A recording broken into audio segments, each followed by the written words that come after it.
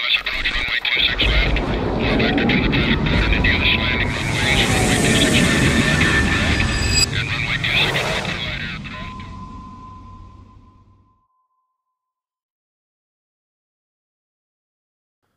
I'm with you. Welcome back, bro. Hey, shot, man. Did you miss me? Yeah, I did. it was really cuck doing a podcast alone, I can tell you that much. And listen, well done for pulling it off solo last week. I'm not sure I actually did pull it off, to be honest. I was watching it and I still thought, shit, man, the studio looks pretty empty. And yeah. it did feel pretty cuck for, leaving you high and dry. But nonetheless. Yeah, no, it was a good break.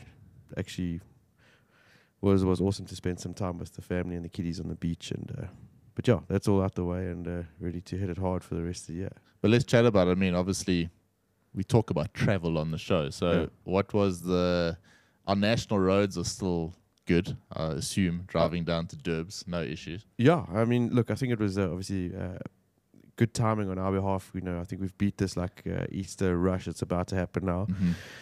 So, yeah, the roads all in all were pretty good, relatively quiet, a few trucks and all that, but the trucks were pretty polite. One thing I must say, though, there's a distinct difference between Gauteng and the rest of the country. Mm-hmm. You're in Gauteng. The minute you drive on the highway, you cross the Vaal, and then the roads are just instantly shit. Yeah. Potholes, overgrown, the overgrown vegetation in between the highways and on the side of the road is just on another level in Johannesburg. Really bad. That's terrible. And you can smell it in Joburg. I mean, that sulfur smell hits you like a slap in the face. But man, the rest of the country, the whole Natal, beautiful. We still do live in one of the best places in the world, no doubt. No doubt, Yeah. Beaches, obviously, bit of a threat with the beaches a few months ago. Were they clean? Yeah, we were concerned about that, but we monitored all the info on the websites and everything. And I thought, well, let me get down there and suss it out. People were swimming. Yeah. Checked it out for a day or two. I thought, look, let me see how many people are in the ocean today. Yeah. And if those same people are back tomorrow, then I'll test it. But no, we swam, no issues. Beaches were clean. It was just tremendous. All in all, a good trip. Yeah. No, loved it there. No, nice. Yeah, welcome back. Look, I also have a decent amount of respect now for people that do podcasts alone. I mean, most of the guys don't have the situation like this where we catch up every week, but a lot of the guys setting everything up, doing it all by themselves.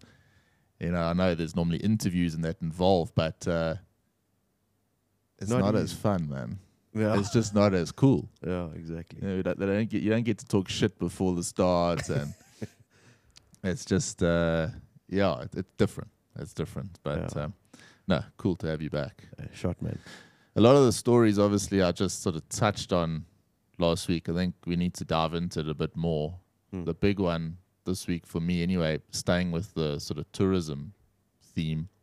China opening up is a major, major shift worldwide in terms of tourists and possible tourists coming to your country. Obviously, they've sent out a list of countries that Chinese are allowed to visit, and some major countries off that list. But South Africa is on that list. Yeah. So we're expecting a lot of Chinese tourists to come to South Africa in the coming months.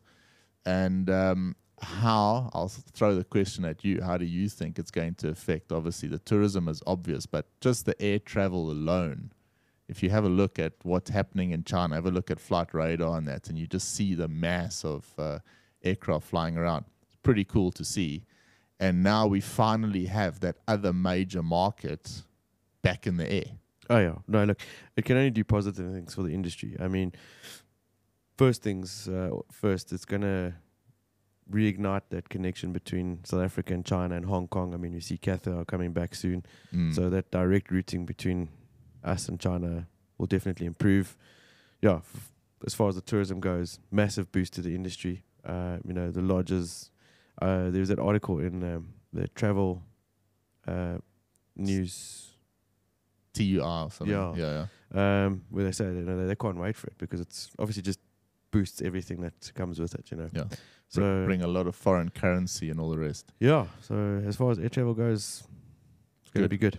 Countries that are excluded from that list, interestingly enough, Australia, USA, and Japan. Wonder why. That's weird. But we're on the list, so it's good. So expect to see some Chinese tourists around, bring in some foreign currency, as said, and can only be good for the country. Maybe they'll then go and fix the roads in Gauteng.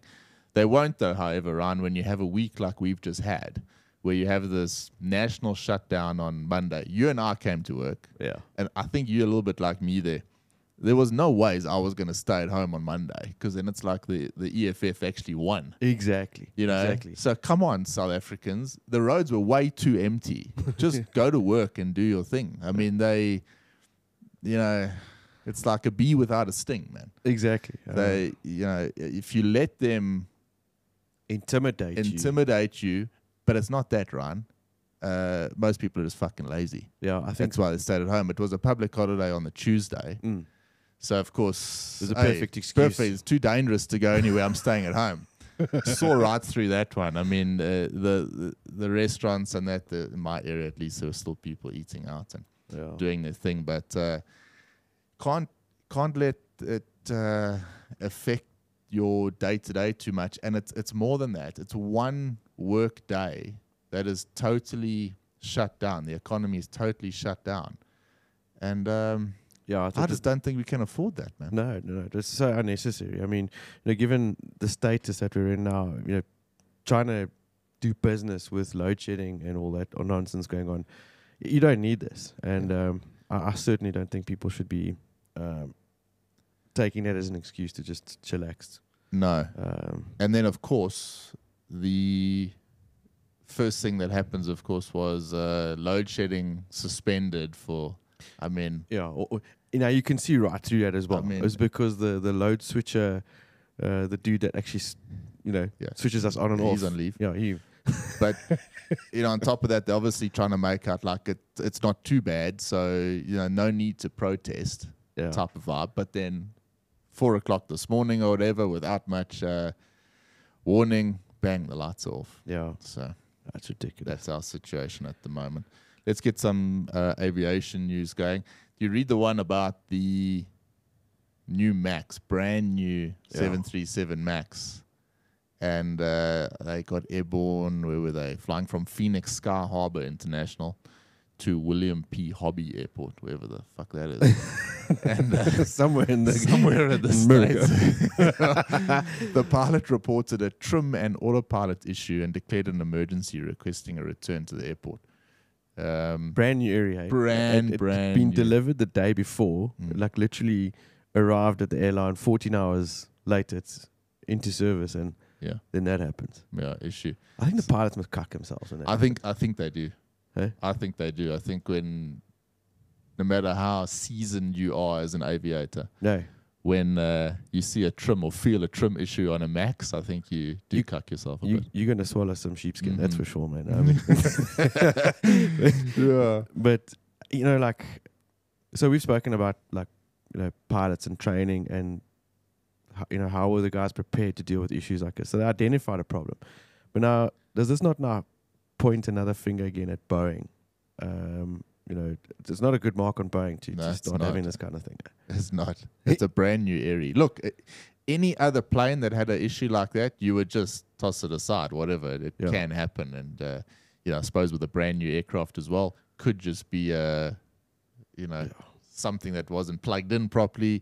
But when it's a MAX, you would think that there's a bit of extra attention that goes into making sure that all those systems work. Yeah. But look, they got on the ground safely. There was no issue.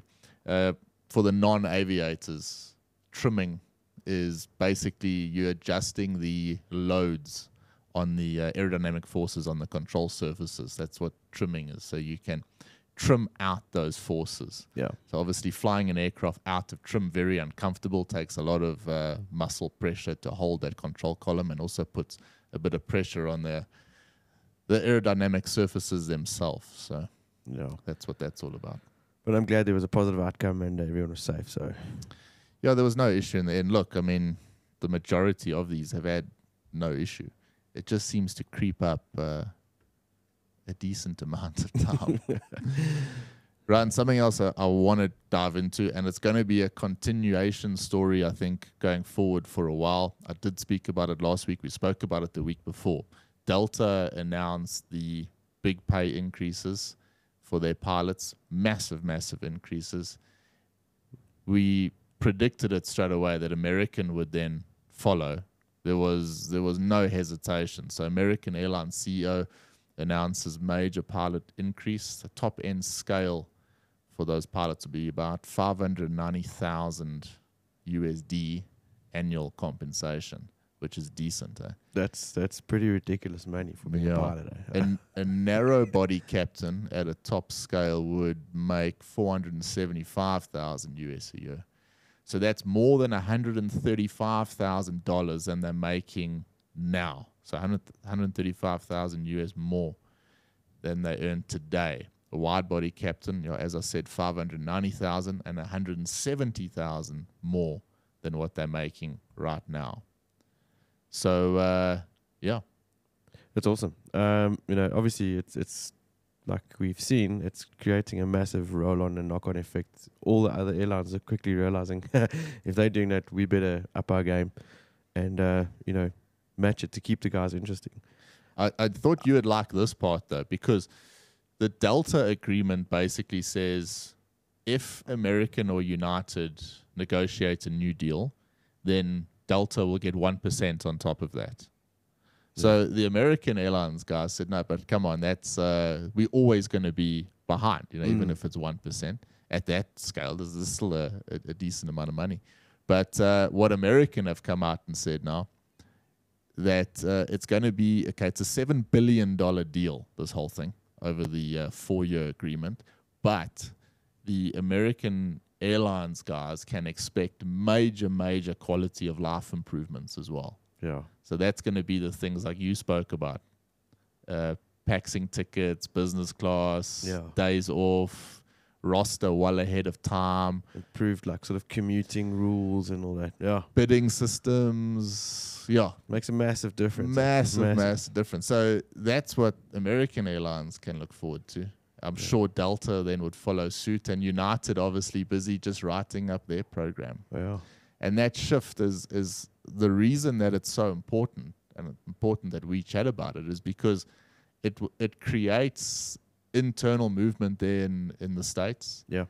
And it creates an influx of pilots trying to get in. So if you want to get into America at the moment, can you imagine the holes that are left in the regional carriers there at the moment, particularly for new captains or senior first officer type roles? Apparently no senior first officers around because they've all been upgraded, and now there's this void. Yeah. So there's a gap there if you want to get into the States, and you can get in based on a visa application process, whatever it might be, something like the Aussies have at the moment, then no doubt it's a good opportunity to take. But then it leaves a hole in the countries that the pilots have left from. Exactly. The knock-on effect around the globe. I mean, the guys that have been operating in the East and Middle East most certainly find it more attractive to go back home to the States. Yeah. And, the gaps created there, it's great because it just, ignites this whole sort of movement of pilots again and opportunities. And, I still am very interested to see how things are going to pan out here in SA in the next, year to 2 years, because I don't think our airlines can keep up with the offers that the guys are getting elsewhere. And said it before, say it again, there's going to be crickets, very soon when it comes to looking for pilots. And on top of that, I don't think the airlines here can also get anywhere near now to a global compensation standard. No, not by a long shot. Not by a long shot. And remain competitive. And remember the chat a while ago, and I'm going back sort of 2017, 18 or whatever. I think the SAPA were negotiating salaries at that stage, SAA. And one of the things that was constantly heard, certainly in the corridors there around SAA, was there was a big push to try and get them earning a sort of global standard.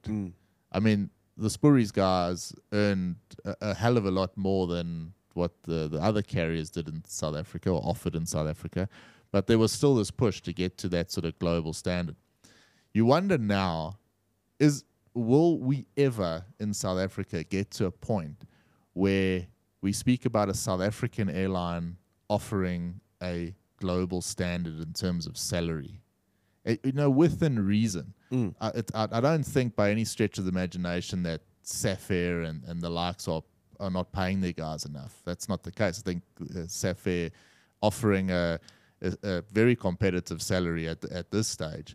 But when you look at it in global terms, when you see how much you can earn overseas, is it not going to be something that the pilots here, particularly if you bit younger than us and possibly single guys or single girls, the pull to actually go and earn and then have that mentality of, I've only got to go and do this for 10 or so years. Yes. That is the big change for me. Yeah. The Emirates guys used to speak about that a lot. I remember when Emirates were taking a lot of South Africans, a lot of the talk was, look, you've only got to be there for 10 years. If you're clever about it, get a decent pension at the end, then you can actually go and, do whatever you want to do. And I thought, okay, I kind of understand that idea and understand the thought process around that. But now it's not just Emirates. It's sort of, you can actually say, right, the next 10 years, I'm going to commit to flying hard, earning a decent income, and then I'm going to plan what I'm going to do post that 10-year period. If I want to carry on. But if I want to go dive into something else, then you can. Yeah. So this opens up a whole new thing for pilots. Yeah, now's the time to obviously capitalize and jump on that and work on it. Make the most. Because the opportunities and the gaps are there. Added to that as well, I think guys are also still thinking like, what does the future hold here in South Africa in terms of, especially guys with families, young kids? Yeah. Is the pool to not get established elsewhere overseas that too much now. So added to that, there's a lot to consider for guys. And yeah, like you said, I don't think like Safair and Airlink and them are paying badly at the moment. That's not what we're saying. You would probably hear a lot more about that if that were the case. But it's the lifestyle elements added to that as well. Yeah. So expect a bit of movements in the years to come. What I will say as well, definite positive thing. I've seen it around the sim center quite a lot.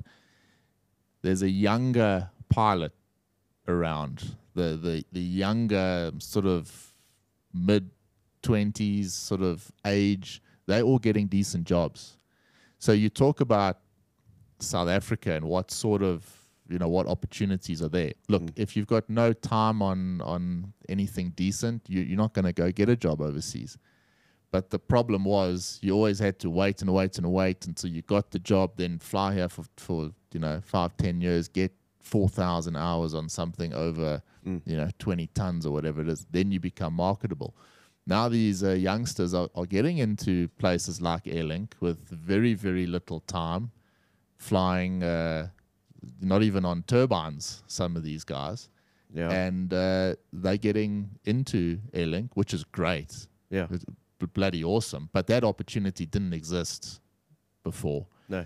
How long will those guys fly at a place like Link? Will they look at Link or a Safair as a long-term role? Or are they just going to fly there for 2, 3, 4 years until they've got that requirement, whatever it is, say 2,000 hours that they need, and boom, are they then gone? Because that is a concern locally. So at the moment, it's fine. You got the senior guys that are staying. They don't want to leave South Africa. They like it here. Happy to carry on flying an 800 at Safair, no issue. But, they're getting older. The youngsters coming in, are they going to take that left seat in 8 years' time, or will they be out of South Africa before then? I see the guys using it as a stepping stone all the way. Because obviously most guys, their aspirations are to get onto bigger, heavier metal. I'd say probably a good 80% of the guys, want to go and fly your 777s, 787s, A350s, go long haul. There's none of that on offer in South Africa yet. Maybe that does change in a couple of years' time. That'll certainly make things different. But I see the guys making the shift because they want to go see the world, fly the big areas. So, yeah. There's going to be a 340 dinosaur flying around pretty shortly, and some 350s and the odd 330 as well. So the long haul probably going to come back to South African Airways pretty shortly. But I don't see that actually being big enough to cater for. No, I don't either. But so interesting thing for us to talk about, because what was take yourself back pre-COVID, what was your thought process with SA Express? Say everything was good. Was your thought process more along the lines of, look, I can fly out till I'm 65 and it's relatively straightforward, relatively easy. I need to maybe be careful with what I buy and my investments or whatnot. But if you wanted to, you could actually take a long-term position at that airline and just stay put. Yeah, I think most of us had that sort of mindset at SA Express. Look, we got paid fairly good bucks for what we did, yeah. And the amount of work. So it was a comfortable job to have. And I wasn't really in a hurry to run away from that. No. But purely because of how I lifestyle things and other. I want to be at home with my kids, my family, and I want to live in SA. So that's what kept me there. That was my thinking, yeah. Comair was the same. Mango was the same. Certainly South African Airways was the same. Yeah. So you had this pool of pilots. Didn't really matter where you flew, which one of those airlines. One earned a bit more than the other or whatever. Some flew a bit harder than the others. But the pool of South African pilots flying in South Africa was very, very consistent for a long period of time. Yeah. That's now totally changed. Yeah, and that the youngsters, and I'm talking guys like that have, got fresh comms or got a couple of thousand hours doing instruction or whatever, their mentality or thought process very, very different. They want to get on something decent quickly and start earning decent money quickly. Yeah. And then take, maybe the thought process is not to be an airline pilot until you're 65. Maybe, earn some bucks and then go do something on the corporate side, come back, fly a lighter aircraft in the bush, do whatever. It's all reverse, but it's an interesting thing to watch, and I look forward to commenting on the story going forward. Yeah, definitely an interesting subject to keep our eyes on, man. The Mitsubishi SpaceJet program. That's a dumb bloody name. So Mitsubishi Heavy Industries, they were pretty keen on setting up a regional jet program. Yeah. It's no longer. So, but didn't they bought the CRJ? They bought Bombardier. Yeah. So they bought the CRJ. That's the way I remember it. Yeah. Just before we everything went. But they weren't going to revitalize that aircraft. They were building one from scratch. Yeah. So the project itself was starting to go pear-shaped around 2018. So what they did was they changed the project name to SpaceJet in an effort to improve its image. But that didn't work. Yeah. So it's been going on since 2008. Okay.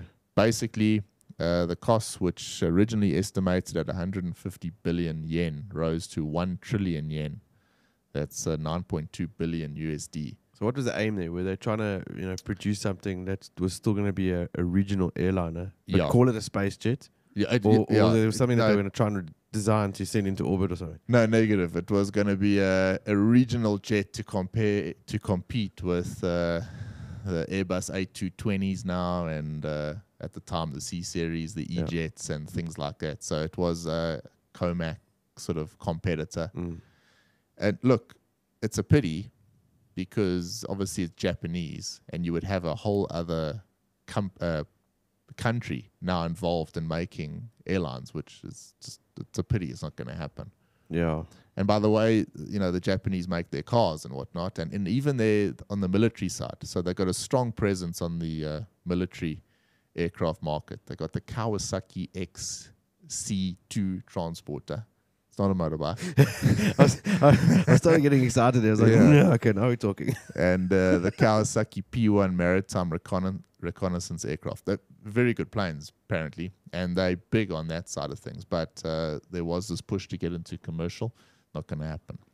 Yeah. Bit of a pity. Be a fascinating sort of concept to watch. I mean, They make supremely loud motorbikes. Can you imagine their jets? They make really good vehicles and that as well. I mean, they're, most sold car in the country, and they're reliable. So you could imagine that the aircraft would have been the same, but Yeah. not going to happen. Air Mauritius making a strategic move out of Heathrow, and they'll instead be flying to Gatwick, London Gatwick, increasing its frequency to daily flights as well. Will be operated by a 350-900 and an A330 Neo. Why would they do that? Because it's daily. I suppose it wasn't daily before. No. And also, I still think a lot of airlines haven't forgotten how badly Heathrow cocked things up last year. Northern Hemisphere is going into their summertime period. So, I think all the airlines are gearing themselves up for the travel that's going to come out of the Northern Hemisphere, and can't afford for that balls up to happen again with the likes of Heathrow. I agree. So, yeah. Heathrow is always going to be overly busy, and it's a chaotic airport in and out of, and the expense. I wonder what I'd be interested to know what the difference in cost between a inbound Heathrow slot as opposed to a Gatwick. Must be probably significant. Yeah. That's why it allows them to do a daily flight. I think that daily flight just offers up the potential traveler so many more options. Exactly. It just makes sense. So you might see more of that. I think so. Do South African Airways still have their Heathrow slot? Wasn't there some talk that... Didn't they sell it? Did they? I think so. To the Guptas or something? Yeah, I know they've held on to, all the talk about them being very hungry for a long haul route now, but they want to go to Sao Paulo and Perth. Yeah. Okay. Well, yeah, I get that. Yeah, it makes sense, I guess. I think Sao Paulo was popular, was one of the popular routes prior to things going south. Yeah. Perth, okay. But it's still nice to see that your flag in Europe, don't you think? I thought Frankfurt or something would be an option there. But I think they've just been chewed out that market, right? Yeah, there's other airlines that just they can't compete. It's also so easy to go through a place like Qatar to go to Europe as well. I think people have got used to that. Yeah. When the options weren't there, doesn't matter where you're going, even if you're going to Paris or something, you can jump on a Qatar flight, quick little stop there. Well, our options at the pay moment about are 5,000 Rand for a glass of water there, and then jump on a, connecting. I did that with my missus when we went to Greece a couple of years ago, so quick little flight to, or not too quick, 8 hours to Qatar, but then an A320 from Qatar to Mykonos straight there. So it was pretty straightforward and easy, and a few extra hours added as opposed to a direct flight, but a real viable option. So maybe that's why they're staying out of that sort of market and looking more at the Sao Paulos and Perths. Yeah, no, it makes sense. It makes sense. I mean, look, the competition, you can jump on Ethiopian and commute through Addis. There's Doha, Dubai. So, I mean, really, those three options. If you're going direct to France, obviously, there's the Air France and all the American airlines that are coming straight to Joburg and Cape Town also. A lot of options. Obliterated SAAs. So what you are saying, Ryan, is that there are better options for the traveller. Yeah. I was trying not to go at it with a negative connotation, but that's what I'm saying. Yeah. All right. And did you see there's a Spurries flew to Blantyre the other day. There was pictures of them there, and big festival. Pilots there. I thought that pilot must have felt like a real knob. I don't know who that oak is, but he must have felt like a knob. I don't know. I don't think you can be proud wearing that uniform, working for that outfit. I wouldn't be. I wonder how many guys have taken the opportunity to go back. I haven't heard, no, because they will keep it hush, obviously. But I think some guys that they haven't managed to find a job certainly going to take that opportunity. Wouldn't hold a sword over their head for that, because if you don't have a job, then you take what you can get. But I'd be interested to know how many pilots did go back. Yeah. So, yeah, whatever. Lufthansa. So Lufthansa had the CityLine brand, which was a little bit like their sort their of version of SA Express in a way. SA type of vibe. Yeah. So they're setting up a new one now. It's a Munich-based regional airline, and it's called City Airlines.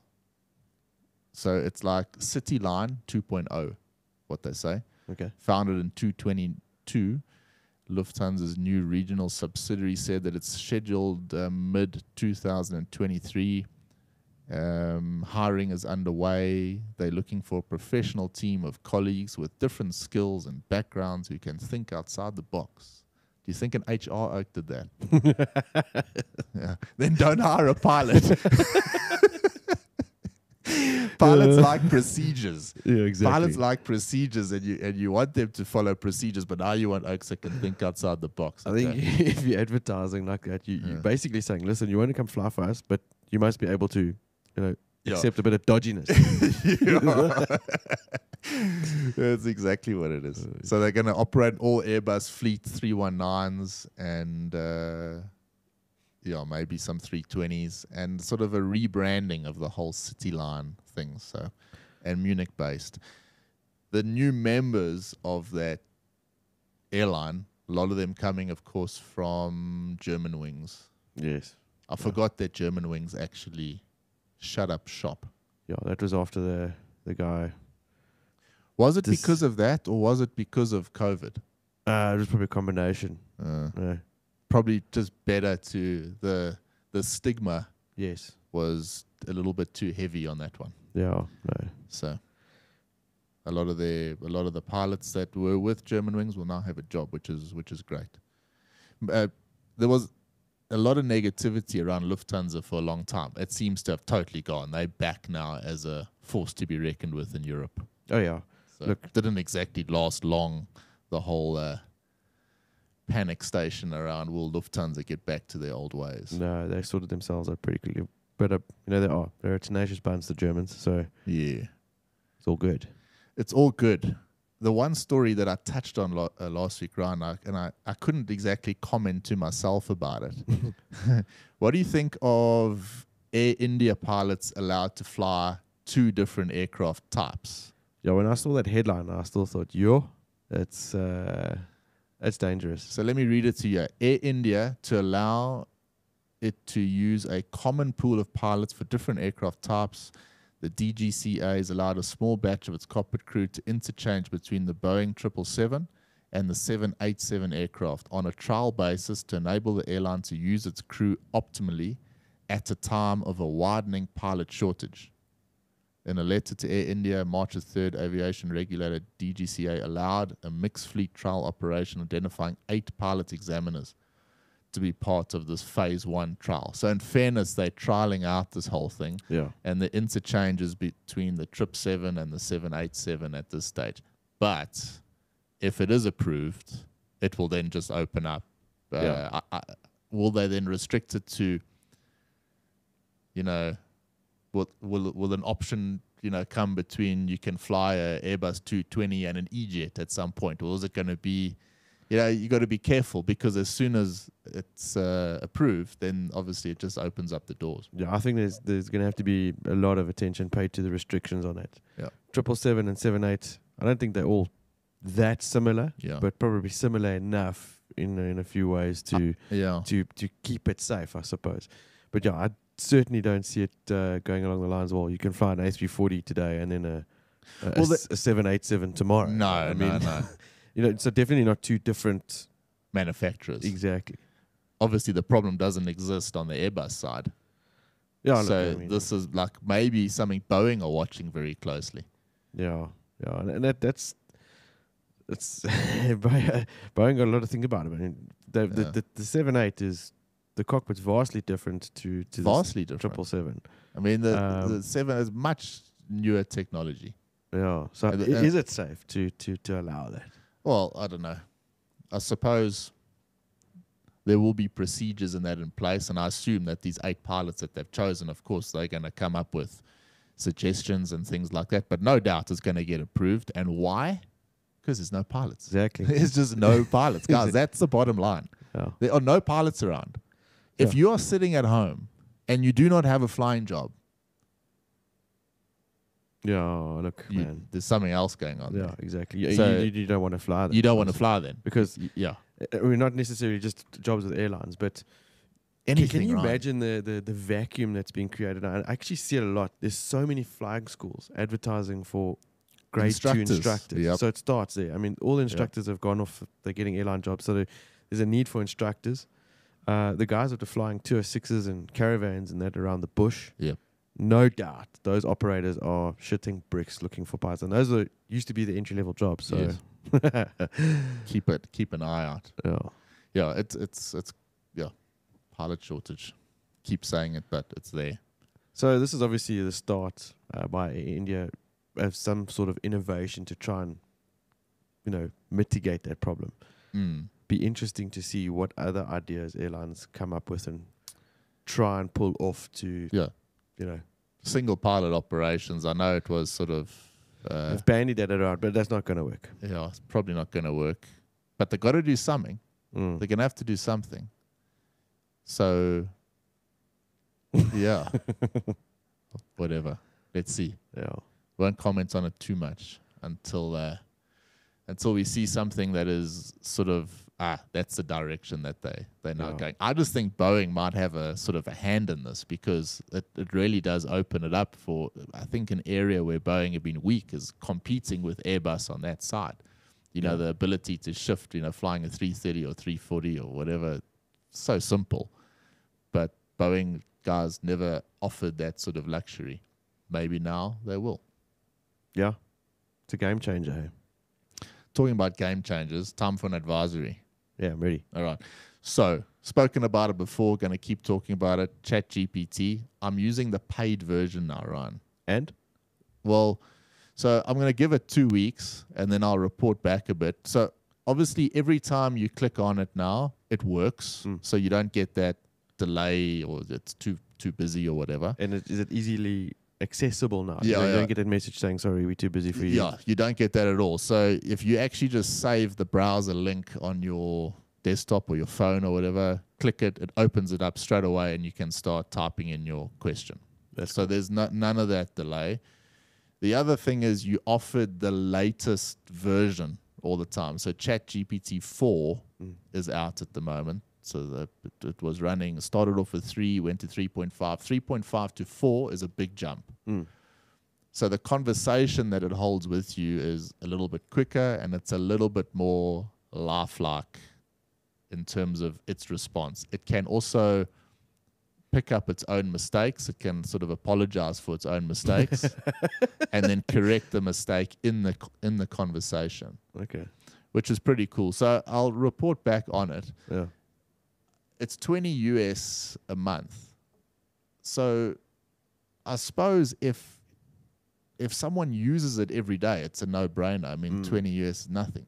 But if you just want it for fun, then it's probably a bit of a waste of time. Then just use the free version. Exactly.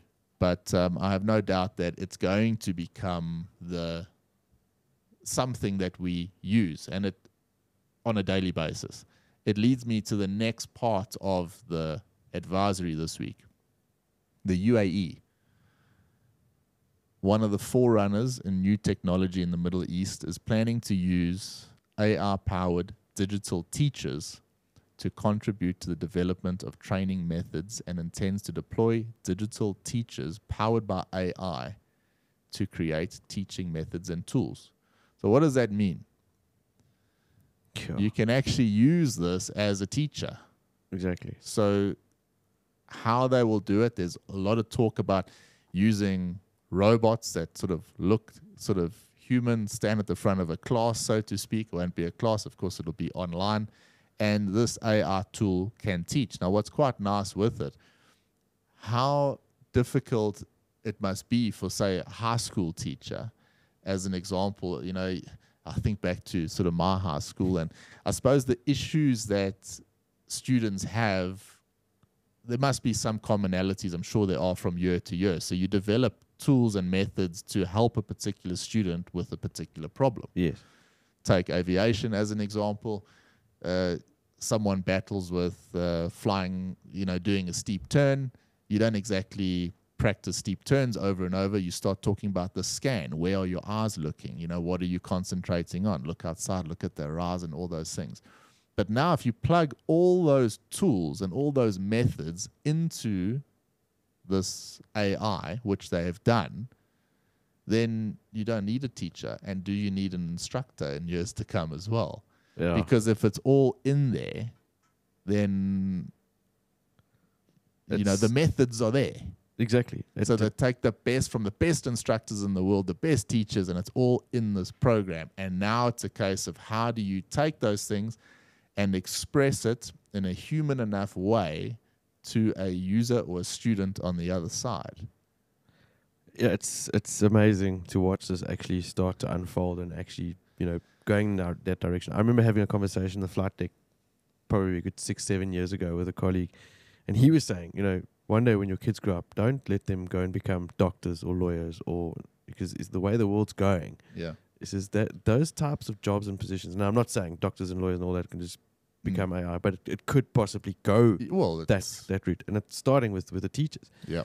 Rather let your kids become plumbers and electricians. Well, that's the thing. But that's why it's cool to keep an eye on it and obviously see, because that's the first part of the story. So using AI to actually fulfill that teaching, coaching, instructing role, whatever you want to call it. The second part, what they're doing there, is they've gone the opposite direction to the rest of the world.